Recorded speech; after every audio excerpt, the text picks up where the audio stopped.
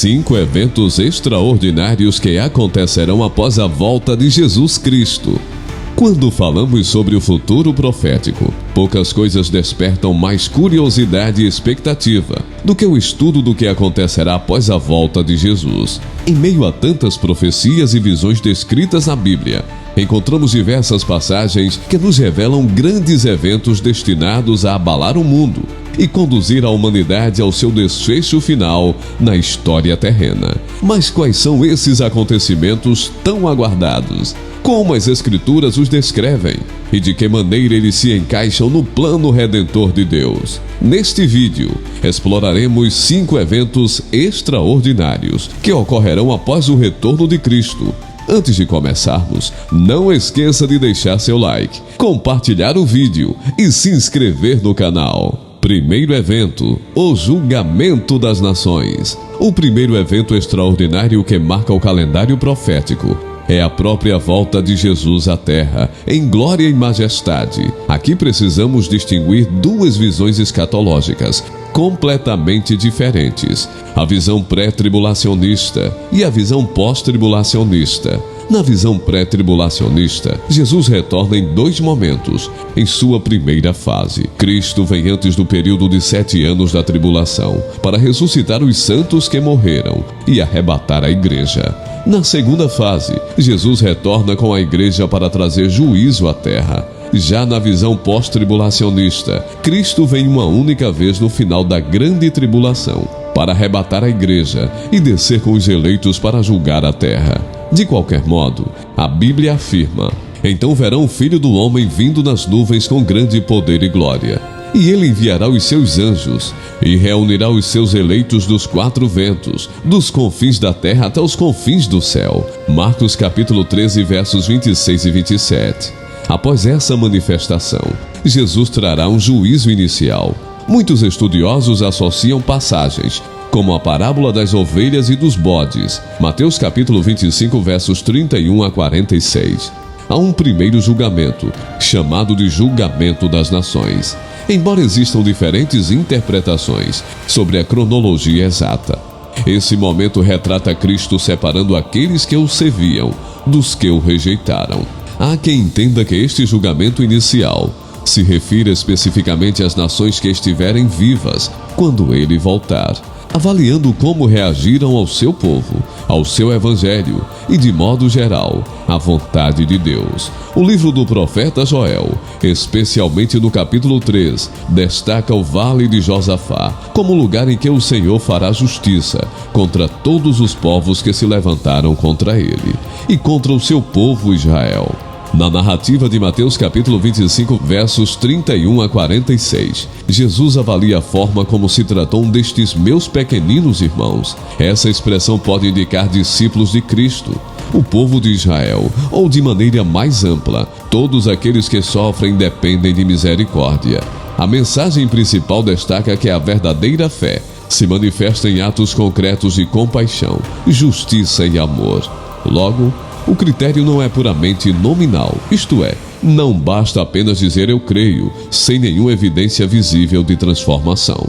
A justiça de Deus se manifesta de modo prático. Quem acolheu o faminto, o nu, o encarcerado, fez a vontade de Cristo. Quem ignorou, manifestou um coração endurecido. Ainda que o assunto seja objeto de extensos debates, há pontos de concordância. A justiça divina prevalecerá. Aqueles que praticaram a iniquidade sem arrependimento serão julgados, e os que se mantiveram fiéis serão recompensados. Nesse primeiro passo, a volta de Jesus colocará as coisas em ordem, o mal perderá seu poder, e o mundo contemplará o Rei dos Reis, assumindo publicamente seu trono. Esse acontecimento não será apenas um espetáculo, mas trará profundas consequências políticas, sociais e espirituais. Para quem estiver vivo nessa época, restará clara a soberania do Senhor. Não haverá mais espaço para dúvidas sobre quem detém toda a autoridade. Será o início de uma nova era, que desembocará nos próximos eventos que abordaremos em breve. Segundo evento, o estabelecimento do milênio. De acordo com a interpretação literal de Apocalipse 20, Cristo reinará por 1000 anos sobre a terra. Este reinado será caracterizado por paz, justiça e restauração. A presença de Satanás será neutralizada, pois o texto indica que ele será preso e impedido de enganar as nações nesse período. Vi descer do céu um anjo que trazia na mão a chave do abismo e uma grande corrente. Ele prendeu o dragão, a antiga serpente que é o diabo, Satanás, e o acorrentou por 1000 anos. Apocalipse capítulo 20, versos 1 e 2. Características do período milenar: paz e justiça. A Bíblia sugere que as nações, durante esse período, experimentarão uma paz antes inimaginável. Profecias como Isaías capítulo 2, verso 4, apontam para um tempo em que as espadas se transformarão em arados e as lanças em podadeiras, símbolos de que as guerras cessarão. Governo de Cristo. Jesus reinará pessoalmente juntamente com a igreja, trazendo uma administração perfeita, sem corrupção ou injustiça. Aqueles que foram fiéis a ele também receberão autoridade para reinar com ele. Restauração de Israel. A nação de Israel passará por uma restauração sem precedentes. Várias profecias do Antigo Testamento indicam uma época em que o povo judeu será plenamente reunido em sua terra. Viverá em paz e desfrutará de um relacionamento renovado com Deus. Passagens como Jeremias 31 e Isaías 11 apontam para um período em que o Messias governará as nações a partir de Sião, tornando Jerusalém o centro do governo divino. Prosperidade e bênção. Isaías 11 retrata uma era em que até a natureza parece em harmonia. O lobo habitará com o cordeiro, e as crianças brincarão perto de animais selvagens sem perigo.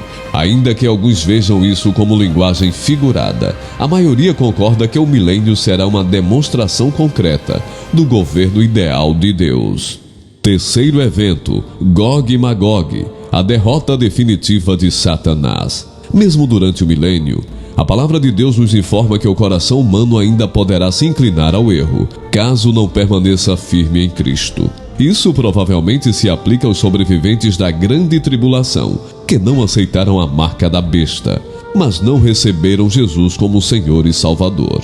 Eles foram julgados e entraram no milênio sem os corpos glorificados, podendo multiplicar e povoar a terra. Eles são submissos à autoridade de Cristo e da Igreja. Apocalipse capítulo 2, versos 26 a 27. Já em Apocalipse capítulo 20, versos 7 ao 10, lemos sobre uma rebelião que acontecerá ao final dos 1000 anos. Quando terminarem os 1000 anos, Satanás será solto da sua prisão e sairá para enganar as nações. Essa liberação permite que Satanás volte a enganar parte da humanidade. Isso confirma a dureza do coração humano, pois mesmo em um ambiente de paz e justiça, ainda haverá aqueles que se recusarão a submeter-se ao governo de Cristo. Os rebeldes se reunirão para um grande confronto contra o reinado de Deus, chamado em Apocalipse de Gog e Magog. Esse nome tem referência ao livro de Ezequiel, onde Gog e Magog representavam nações hostis ao povo de Israel.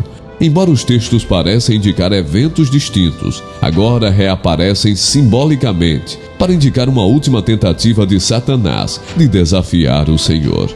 Contudo, esta rebelião será rapidamente contida.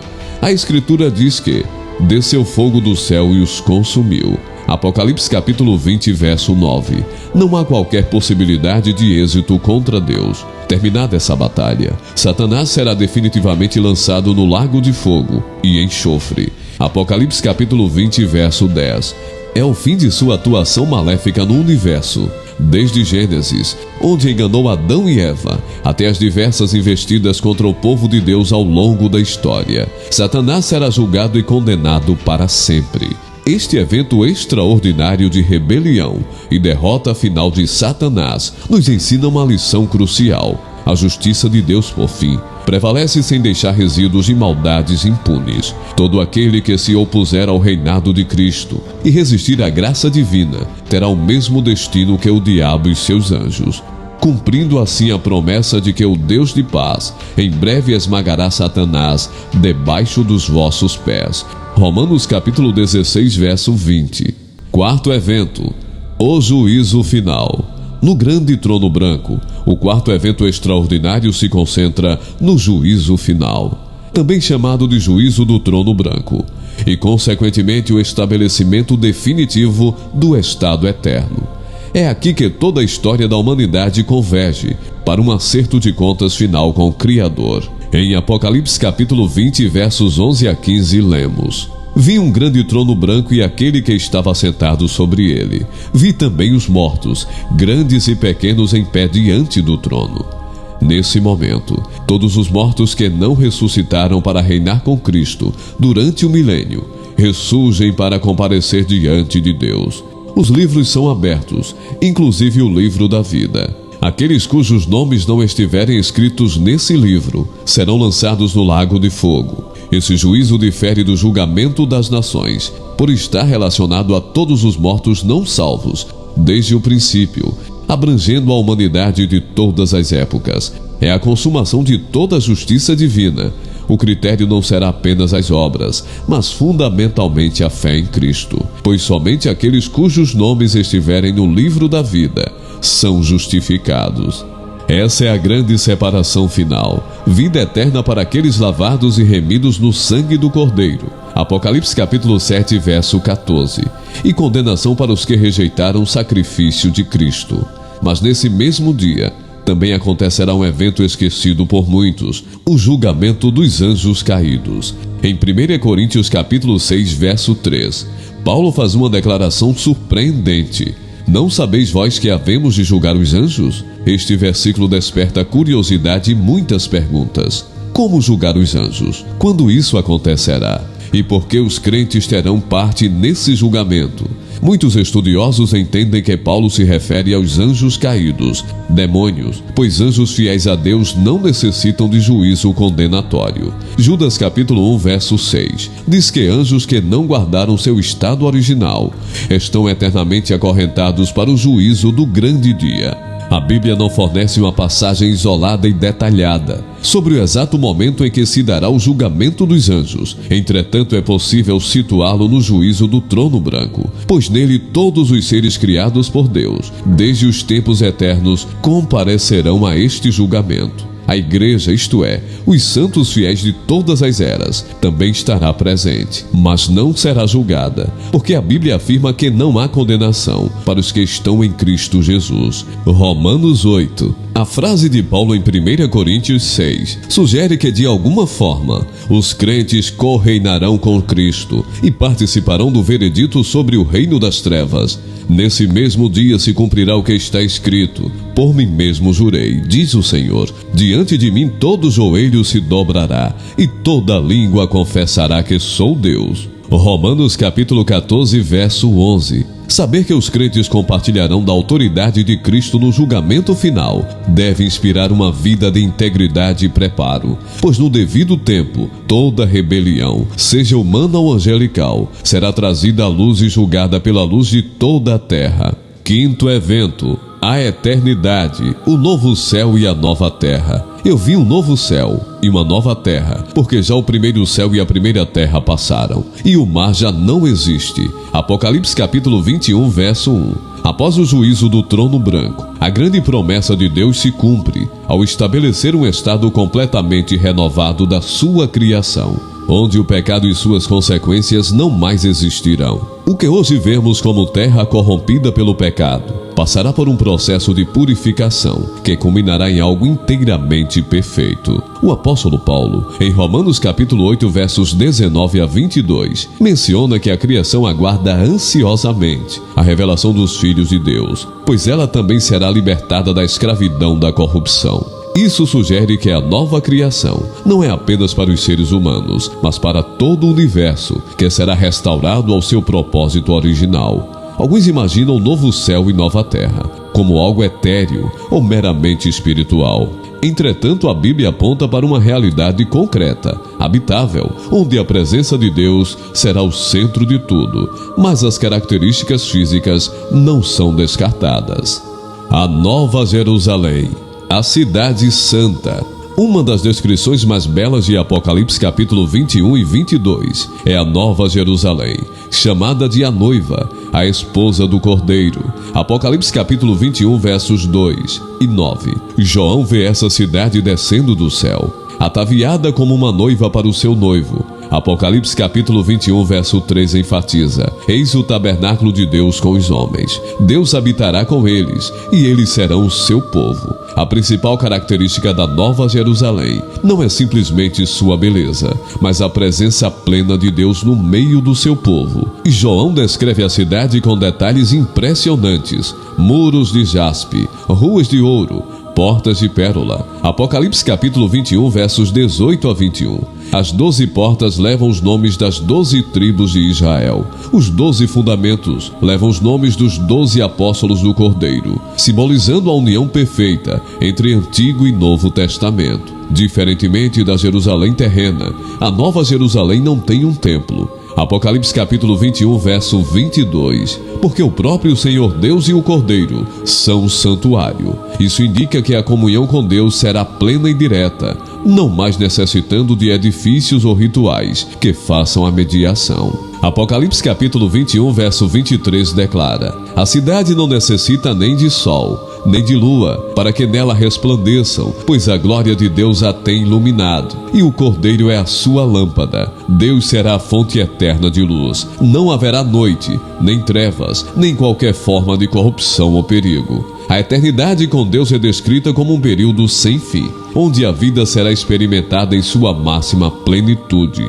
Alguns aspectos que a palavra de Deus destaca sobre essa fase. Apocalipse capítulo 21, verso 4 assegura: Ele enxugará de seus olhos toda lágrima, e já não haverá morte, nem pranto, nem clamor, nem dor. Todas as causas de aflição, angústia e enfermidade deixam de existir, pois o pecado não terá mais lugar. Seremos unidos ao Senhor para sempre, e também viveremos em harmonia plena uns com os outros. Nessa condição, não haverá mais desconfiança, ciúme ou divisão. O amor de Cristo fluirá entre todos, tornando a convivência algo profundamente satisfatório. Chamar esse momento de final pode ser enganoso, pois na realidade é o início de uma nova existência sem término. A contagem de tempo como a conhecemos deixa de fazer sentido, pois passaremos a usufruir de uma vida eterna em comunhão com o Criador. Conclusão: cada um desses eventos compõe um mosaico profético que ilumina nosso futuro. Mesmo que existam interpretações diversas, o fato inegável é que Deus cumprirá seu propósito. Cristo retornará, a justiça prevalecerá e a eternidade com Deus será uma realidade para os que creem. Somos convidados a uma transformação de vida. Podemos perguntar a nós mesmos: de que lado estarei quando o Rei voltar para julgar as nações? Estou pronto para fazer parte de seu reinado de justiça? Lembre-se, cada escolha que fazemos hoje, cada atitude diante do próximo, cada decisão de fé ou descrença, aponta para nosso destino eterno. A porta da graça permanece aberta até que o Rei retorne. Aproveitemos este tempo para nos voltarmos para Ele, rendendo nossas vidas em obediência, amor e gratidão.